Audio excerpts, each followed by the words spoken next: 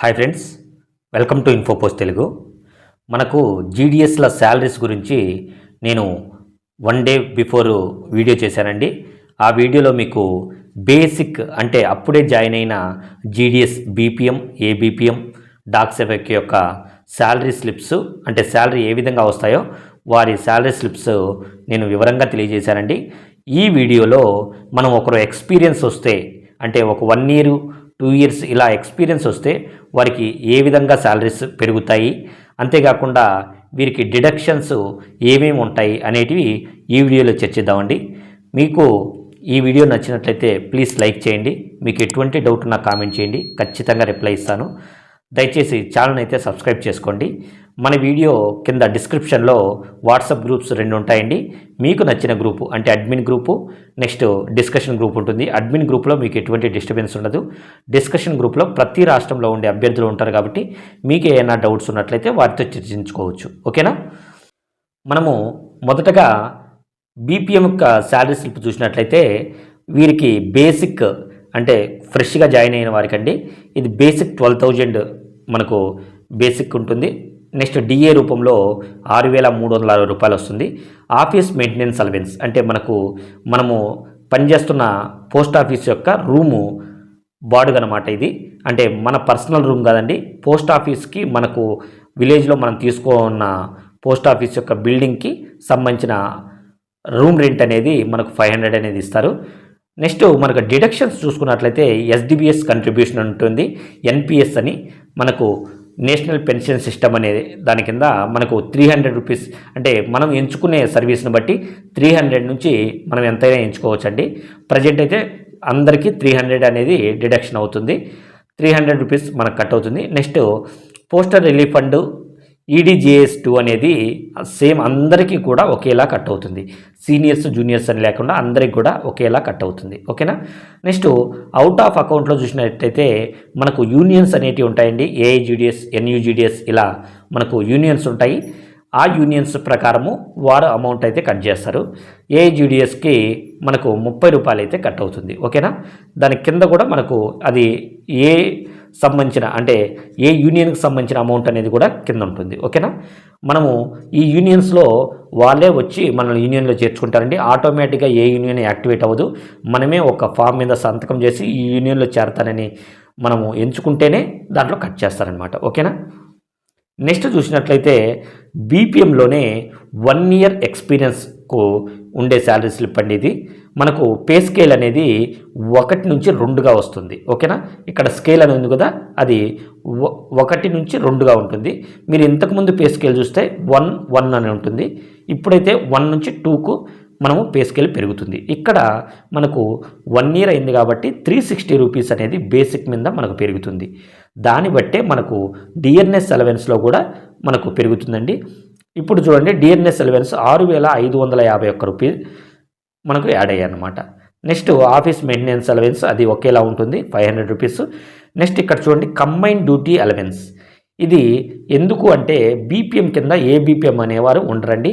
ఇక్కడ ఏబీపీఎం లేని కారణంగా లెటర్స్ కూడా ఆ బీపీఎంఏ లెటర్ డెలివరీ చేయాల్సి ఉంటుంది.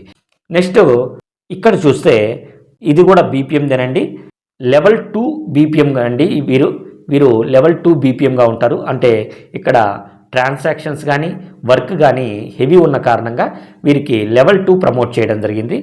వీరికి చూసినట్లయితే బేసిక్ 14,360 రూపాయలు వస్తుంది. ఓకేనా? నెక్స్ట్ డిఎన్ఎస్ అలవెన్స్ కింద 7,611 రూపాయలు అనేది వీరికి యాడ్ అవుతుంది. నెక్స్ట్ స్పెషల్ అలవెన్స్, ఇది గమనించాలి. స్పెషల్ అలవెన్స్ అంటే మనకు 2024లో చాలామందికి అయితే 12 సంవత్సరాలు 24 సంవత్సరాలు ఇలా కంప్లీట్ అయిన వారికి స్పెషల్ అలవెన్స్ కింద వారికి అయితే శాలరీ పెంచారండి. అంటే 12 సంవత్సరాల వాళ్ళకి 360, 24 సంవత్సరాల వారికి మనకు దాదాపు 1000 రూపాయలు అలా పెరిగిందండి. అది నేను మళ్ళీ మీకు కావాలంటే డెడికేటెడ్గా వీడియో చేస్తాను. Next office maintenance allowance 500, combine duty allowance same 1,170 రూపాయలు. ఇక్కడ చూస్తే ఎస్డిబిఎస్ కంట్రిబ్యూషన్ చూసినట్లయితే 3,300 రూపాయలు ఉంటుంది. ఓకేనా? వారు ఎంచుకున్న దాన్ని బట్టి వారికి ఈ ఎన్పిఎస్ అనేది కట్ అవుతుంది. ఓకేనా? నెక్స్ట్ చూసినట్లయితే postal relief fund same 60 rupees. ఇక్కడ మీరు ఇంకొకటి గమనించాలి, పిఎల్ఐ ప్రీమియం అంటే మన పోస్ట్ ఆఫీస్లో పిఎల్ఐ ఆర్పిఎల్ఐ అని ఉంటుంది. జాబ్ హోల్డర్స్ అందరికీ పిఎల్ఐ వర్తిస్తుంది కాబట్టి మనకు ఆటోమేటిక్ డిడక్షన్ కింద పిఎల్ఐని ఎంచుకుంటే మన శాలరీలోనే కట్ అవుతుందన్నమాట. ఇది ఒక ఇన్సూరెన్స్ పాలసీ అండి. ఓకేనా. నెక్స్ట్ చూసినట్లయితే ఏబిపిఎం యొక్క శాలరీ చూడండి. ఇక్కడ ఈ ఏబిపిఎం అనేవారు మనకు అప్గ్రేడ్ అయిన అంటే లెవెల్ 2 ఏబిపిఎం అనమాట. ఇతనికి బేసిక్ 11,950 రూపాయలు వస్తుంది. నెక్స్ట్ డిఏ అనేది 6,334 రూపాయలు అయితే యాడ్ అయింది. నెక్స్ట్ సైకిల్ అలవెన్స్ సేమ్ అందరికీ ఎలా ఉంటుందో, స్టార్టింగ్ జాయిన్ అయినా ఎప్పుడు జాయిన్ అయినా సేమ్ ఇది ఒకేలా ఉంటుందండి. సైకిల్ అలవెన్స్ కింద 180 రూపీస్, ఫిక్స్డ్ స్టేషనరీ ఛార్జెస్ కింద 25 రూపాయలు. మనకు బేసిక్ డిఏ అనేది పెరుగుతుందన్నమాట. ఓకేనా. Next SDBS contribution 3,300, postal relief fund 60 rupees, EDGS 2 అనేది 50 రూపీస్. నెక్స్ట్ ఇక్కడ మీరు ఇంకొకటి గమనించాల్సిందంటే యూనియన్స్ 30 రూపీస్ అందరికీ తెలిసిందే. పోస్టల్ కోఆపరేటివ్ సొసైటీ అని ఇతనికి 300 కట్ అయిందండి. ఇది ఏంటంటే మనకు ఒక 10 మంది, ఇప్పుడు పొదుపులో మహిళలు ఒక 10 మంది కలిసి ఎలా అయితే ఉంటారో ఇక్కడ మన జీడిఎస్ సొసైటీ అనేది ఉంటారండి. వీరు అందరూ కలిసి వాళ్ళలో ఎవరికైనా లోన్ కావాల్సినట్లయితే లోన్ ప్రొవైడ్ చేస్తారు. తక్కువ వడ్డీకి అయితే మనం ఆ లోన్ తీసుకోవచ్చు అనమాట.